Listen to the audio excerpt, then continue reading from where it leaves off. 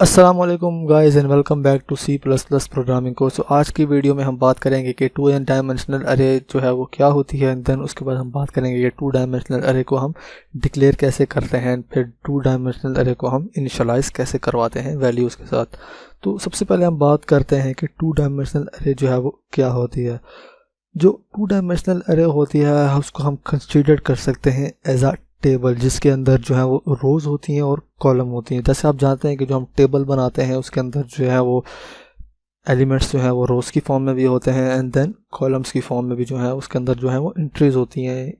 इसको हम ऐसे भी कह सकते हैं कि जैसे हम लीनियर अलजेब्रा में जैसे हम मैट्रिसेस जो है वो पढ़ते हैं, मैट्रिसेस जिनके अंदर जो है वो रोज़ भी होती हैं और कॉलम्स भी होती हैं। तो टू डायमेंशनल अरे जो होती है वो कुछ इस तरह की अरे होती है जिसके अंदर रोज़ भी होती हैं और कॉलम्स भी होती हैं।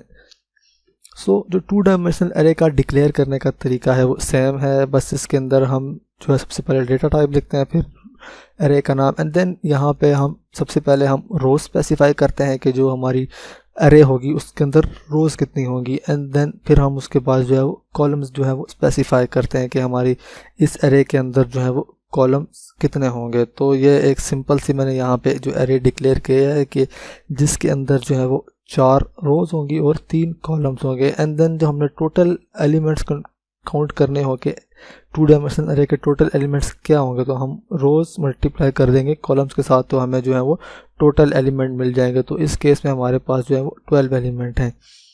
जो टू डायमेंशनल अरे होती है उसके अंदर जो है वो 2 इंडेक्सेस होते हैं। वन डायमेंशनल अरे में हमने देखा कि हर एलिमेंट का एक इंडेक्स होता है, जैसे पहला एलिमेंट होता है उसका 0 इंडेक्स है, उसको दूसरे का फर्स्ट, इस तरह।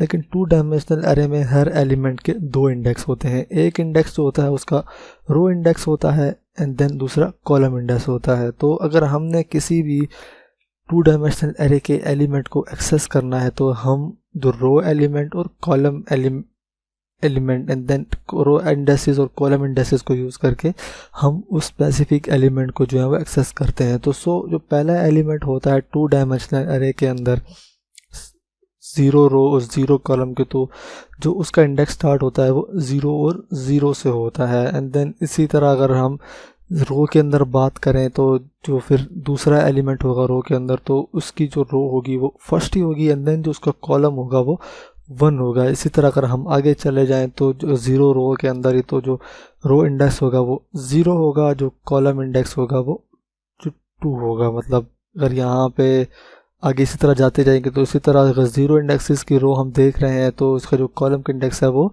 ऐसे बढ़ता रहेगा। तो इस तरह से जो है वो टू डायमेंशनल अरे के अंदर जो है वो 2 इंडेक्सेस होते हैं। हम एलिमेंट को 2 इंडेक्सेस के साथ जो है वो रिप्रेजेंट करते हैं, एक रो इंडेक्स होता है और दूसरा कॉलम इंडेक्स होता है।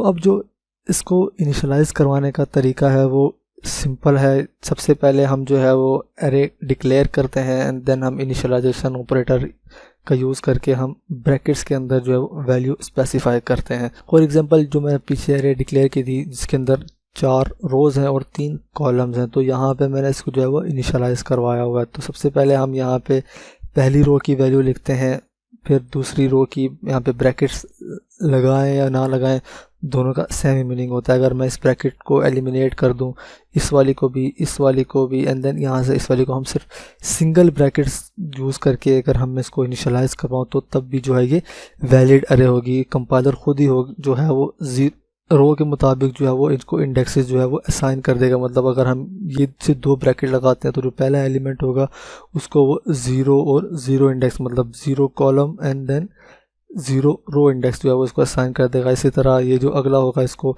रो इंडेक्स होगा 0 एंड देन कॉलम इंडेक्स होगा 1। इसी तरह इसका जो 0 इंडेक्स होगा रो का एंड देन जो कॉलम इंडेक्स होगा 2 का। तो इस तरह से हम जो है वो 2D अरे जो है टू डायमेंशनल अरे उसको हम जो है वो इनिशियलाइज करवाते हैं। तो आई होप कि आपको ये जो है समझ आ गया होगा कि टू डायमेंशनल अरे जो है वो क्या होती है। टू डायमेंशनल अरे को हम रिप्रेजेंट करते हैं in the form of table जिसके अंदर जो है वो रोज़ होती हैं और कॉलम्स होती हैं।